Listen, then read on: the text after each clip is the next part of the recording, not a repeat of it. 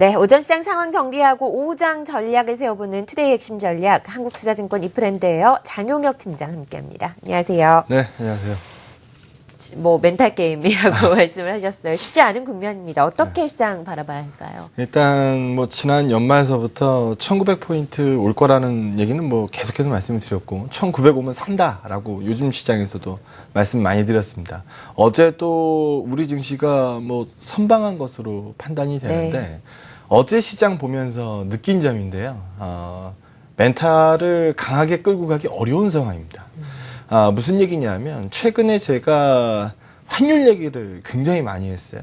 근데 요즘 한번 유심히 보신 분들은 아시겠습니다만 뭐 매일같이 고점 갱신, 장중 고점 환율 중심으로 뭐 고점 갱신하는 모습이 계속 나타납니다. 어제 장중 환율 고점이 1215.3원이에요.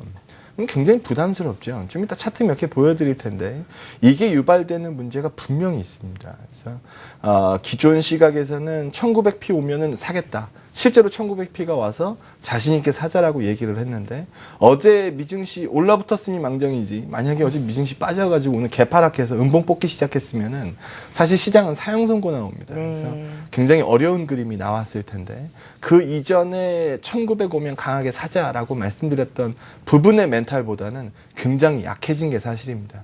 멘탈이 다시 강해질 수 있는 뭐 명확한 확신 뭐 이런 것들을 한번 볼 수 있는 게 필요한데요. 환율 차트가 나왔네요. 같이 한번 보도록 하죠. 네. 환율이 제가 지난번에도 뭐 이런 얘기를 말씀을 드렸었는데 1200원 환율 가까워오면 외국인들 수급이 오히려 개선되는 경우도 많다. 원화가 1200원 정도 오면 싸다라는 인식이 생길 거기 때문에 1200 바깥으로 세게 벗어나지 않을 거다. 그러니까 1900에 사자라는 얘기를 많이 했습니다. 그런데 그 중심이 되는 환율단을 한번 보시게 되면 바깥으로 벗어나서 양봉을 뽑고 있어요. 굉장히 좀 부담스럽거든요. 근데 이게 뭔 문제야? 라고 말씀하시는 분들한테 다음 표를 하나 보여드릴게요. 네. 외국인들 투자자의 동향을 한번 보시게 되면 10월 달엔 안 팔았네? 라고 보실 수 있어요. 이 10월 달에 왜 안 팔았을까요? 앞에 페이지에 정답이 있었거든요. 한번 보도록 하죠. 네. 10월 달에는요. 원달러가 빠졌어요. 워낙 강세 국면입니다. 그런데 본격적으로 외국인들의 매도가 시작된 뭐 6, 7월 뭐 여기서부터 한번 계산을 해볼게요. 페이지에 답이 다 있으니까. 이 6, 7월서부터 해서 원달러는 계속 올랐어요. 그리고 이 10월 이 구간을 빼고 나머지 구간도 다 원달러가 올라가는 국면입니다. 그러다 보니까 외국인들 수급표가 모두 다 매도를 말하고 있거든요. 뒤에서 또 보여드리겠습니다만 외국인들 수급 동안 한번 보시면 외국인들 어제도 3,700억, 오늘도 1,000억 정도 매도하고 있죠. 선물 계약 수도 한번 볼까요? 어제 6,200계약 굉장히 공격적으로 때렸어요. 그러니까 숏 포지션을 굉장히 강하게 끌고 갑니다. 그래서 오늘도 900계약 정도 때리고 있죠. 비차익 거래 어제 3,267억 때렸습니다. 오늘도 비차익 거래 800억 정도 때리고 있네요. 외국인들 수급표를 좌지우지하고 있다라는 부분을 보여드리고 싶은 거예요. 그러면 이 부분을 돌려 세우기 위해서는 뭐가 절실하게 필요합니까? 원달러가 빠져야 되거든요. 근데 오늘 원달러 뭐 아침서부터 관심 있게 보신 분들은 아시겠습니다만 자꾸 원달러 하락폭이 어떻게 돼요? 축소되죠. 네. 원달러 하락폭이 축소되니까 우리 시장 음봉 길이가 점점 늘어나거든요. 그래서 시장에서 바라는 그림 딱 하나인데 원달러 지금 좀 큰 폭으로 밀려서 워낙 강세 그림을 봐야 외국인들 수급 개선 얘기를 할 텐데 지금 분명히 그런 그림을 보여줄 수 있는 지수 포인트에 왔다라는 믿음이 있었는데 분명히 싸다라는 믿음이 있었거든요. 근데 지금 우려하고 충돌되고 있는 국면으로 보여집니다. 원달러가 과하게 튀면서 이 수급도가 깨지면 어떻게 하지? 올해 시장 전일까지 제가 계산해 보니까 9거래일 만에 원달러가 41원이 올랐어요. 굉장히 공격적인 속도거든요. 그래서 공격적인 속도의 원화 약세 이 그림이 우리 시장한테는 사실 좀 불편할 수밖에 없다. 3, 4월 시장 뭐 굉장히 좀 큰 폭의 하락세가 있을 거예요. 그런 부분들 말씀 많이 드렸었는데 어제 받은 느낌은 이거 그 시점보다 빨리 앞당겨지는 거 아닌가라는 겁이 날 정도로 멘탈이 많이 흔들리고 있는 과정입니다. 멘탈이 강할 때 주식 거래를 해도 딸까 말까 한 게 주식 시장인데 멘탈 흔들리는 시장에서 승률은 어떻게 될까요? 떨어질 수밖에 없거든요. 기존의 1900에서 강하게 제가 의견을 드렸던 부분에서 후퇴할 수밖에 없는 상황이고 오늘 부분 그런 부분들이 음봉을 만들어내고 있다라고 보시면 될 것 같습니다. 또 하나 보여드리죠. 유가가요. 여기서 보시는 것처럼 올해 문 열고 나서 18% 빠지고 어제 2% 반등 나왔어요. 그러면서 어제 미증시 반등을 만들어냈죠. 다음 페이지 제가 하나 보여드릴게요. 대표적인 신흥국 원자재에 기반을 두고 있는 신흥국 하면은 어디 생각나십니까? 전 브라질 생각 많이 나거든요. 브라질 보베스파인데요. 1월 들어가지고 지난 12월서부터 그랬어요. 계속 빠지고 있었고 1월 들어서 공격적으로 빠졌고 어제 유가 반등 나오니까 1.43% 한번 오르긴 했습니다만 연일 많이 났습니다. 그러면 이런 부분들이 불편하다라는 거죠. 그래서 유가가 분명히 무한히 빠지는 건 아니기 때문에 어느 정도 시점에서 반등을 기미를 잡아내겠습니다만 이게 어제가 저점이었는지 오늘이 저점일지 내일이 저점일지 아무도 장담하지 않는다라는 거죠. 이런 부분들이 밑으로 좀 쏠리는 시각들을 만들어내고 있고 우리 환시장을 중심으로 우려감을 나타내고 있는 상황이기 때문에 기존에 비해서 1900의 매수 강도는 좀 약화될 수밖에 없는 시점이다. 자신 있게 말씀드렸던 멘탈이었다라고 하면은 어제 시장 이후로 굉장히 뭔가 어긋나 보이는 느낌이 많이 든다라는 부분도 말씀을 드려야 될 것 같습니다. 네, 상당히 좀 긍정적인 부분 축소된 시각에 대해서 말씀을 해주셨습니다. 금통위가 금리를 일단 동결을 했고요. 우리나라 경제 성장률 추이 자체를 좀 낮춰 잡았습니다. 이것이 의미하는 바는 뭐라고 보시나요? 있죠. 그러니까 기존의 대한민국 성장 목표치 성장률 전망을 3.2%에서 3%로 낮춰 잡았어요. 물가 전망도 1.7%에서 1.4%로 낮춰 잡았습니다. 이 두 가지 요인은 다 어디에 이유가 되나요? 금리 인하의 이슈가 발생이 되거든요.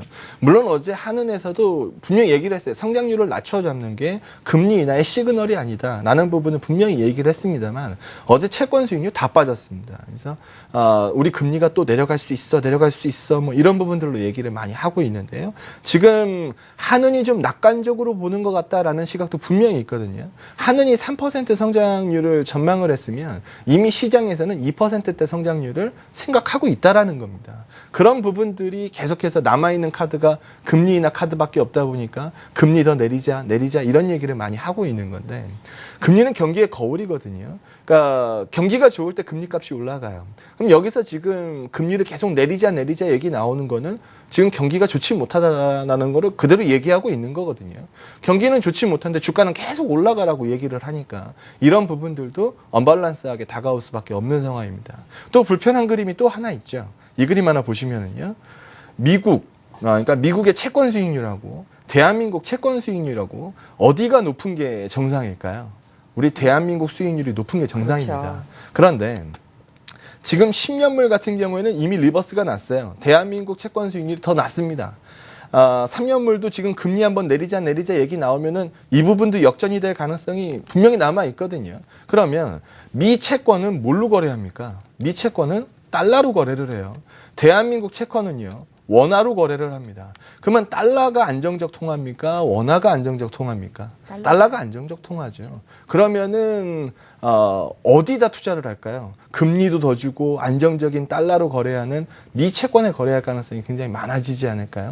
근데 이 불편한 그림들이 엄청난 건 아니에요. 무슨 얘기냐 하면 지금 소위 펀더멘탈이라고 불리는 신용등급이 미국보다 낮은 국가, 대한민국도 있을 거고 일본도 있고 대만도 있고 유럽 국가들 많겠죠. 이런 국가들 미국 채권 수익률보다 낮은 국가들 굉장히 많아요. 또 성장률이 높으면 금리도 높아야 되는데 아일랜드나 체코나 스페인이나 이런 데들 미국보다 성장률이 높습니다. 그런데도 금리가 더 낮아요.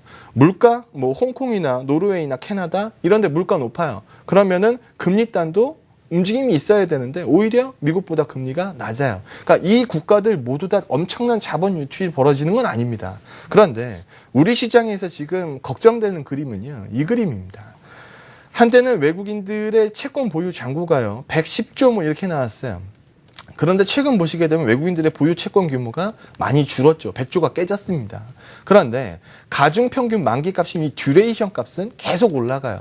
듀레이션이 올라간다는 얘기는 만기 길어지고 있다는 얘기거든요. 그럼 이 그림을 보면서 딱 한 가지 해석이 나와요.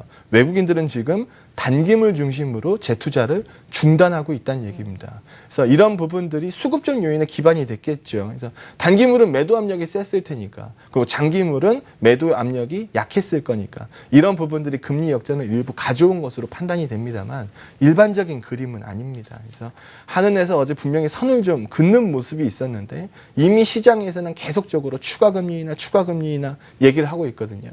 문제는 이 추가 금리나 시그널이 원달러로 봤을 때는 원화 약세 요인이 된다라는 겁니다. 원달러 상승 요인이 된다라는 거죠. 그래서 원달러가 좀 과하게 좀 내려가주는 모습이 있어야 소위 멘탈이 좀 살아날 텐데 그 멘탈 살아나는 속도를 상당 부분 쥐고 있는 거 아니냐. 오늘도 원달러 빠지는 폭이 극히 미미한데요. 어제 NDF 빠진 것보다 덜 빠지고 있거든요. 그래서 이런 부분들을 좀 돌려 세우는 모습이 필요하다. 이걸 봐야 외국인들 수급표가 좀 돌아 나올 거 아니겠느냐. 그래서 조금 우려되는 국면. 어제 미증시가 반등이 나왔습니다만 워낙 단기 급락했던 자리에서의 마운딩으로 볼 수 있기 때문에 연속성 부분에 대해서도 얘기가 있을 거고 오늘 전반적으로 좀 아시아 증시가 미증시에 비해서는 좀 약하죠. 네. 이런 부분들을 좀 우려하고 있는 거 아닌가. 게다가 이 시점에서 중국이라도 한번 더 흔들리게 되면 소위 멘탈이 더 빠른 속도로 무너질 거 아닙니까? 그래서 이렇게 멘탈이 약한 시점에서는 비중 높게 끌고 가는 건 사실 좀 어렵습니다. 그래서 1900포인트를 기다리고 있었던 건 사실입니다만 이전에 비해서 강도가 좀 약해질 수밖에 없다. 매수를 부르는 제 시각도 약해질 수밖에 없다. 어느 정도 후퇴를 생각할 수 있는 국면. 그러니까 기존에 다 팔아놓고 1900에 일부 사서 들고 있는 분들 같은 경우에는 충분히 버틸 수 있죠.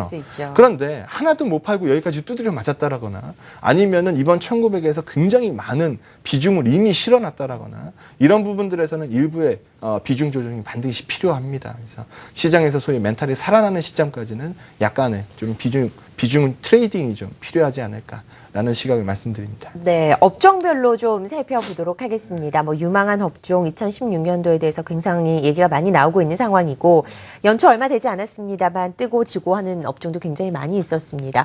업종들을 좀 살펴볼 때 어떤 것들 좀 확인해 봐야 될까요? 일단 중소형주 쪽에서 핫한 친구도 굉장히 많았잖아요. 그러니까 연초에 바이오 종목들이 굉장히 세게 올라갔었고 뒤이어서 뭐 전기차, OLED 뭐 어제까지만 해도 장난 아니죠. 그렇습니다. 그래서 이런 부분들입니다. 스토리에 대해서 말씀드리잖아요. 고령화가 되니까 뭐 헬스케어나 이런 부분들 죽을 리 없다. 전기차 이거는 뭐 선택의 대안이 아니다. 앞으로 필연의 과정이다. OLED 중국의 중저가pon까지 OLED 확산이 나오고 있고 애플은 기정사실이다. 이런 부분들 모두 다 스토리가 말해주고 있는 주식들입니다. 이 종목도 굉장히 강했죠. 그리고 최근에 거래소에서 뭐 흔히 나오는 현상인데 다 죽어있던 종목들이 올라오죠. 뭐 건설이라든지 뭐 조선이라든지 뭐 이런 부분들이 뭐 슬쩍슬쩍 뛰는 모습들이 꽤 많이 보입니다. 근데 이런 부분들을 보고 연속성에 배팅 하시는 분들은 꼭 나만 사면 떨어져라는 얘기를 많이 하거든요. 그럼 내가 꼭 팔면 올라 이런 얘기들을 많이 할 수밖에 없어요. 연속성이 떨어지다 보니까 그렇습니다. 그래서 아까 전에도 몇 번 말씀을 드렸었는데 이게 멘탈 게임이거든요. 그러니까 멘탈이 무너지게 되면은 점점 더 불안해져요.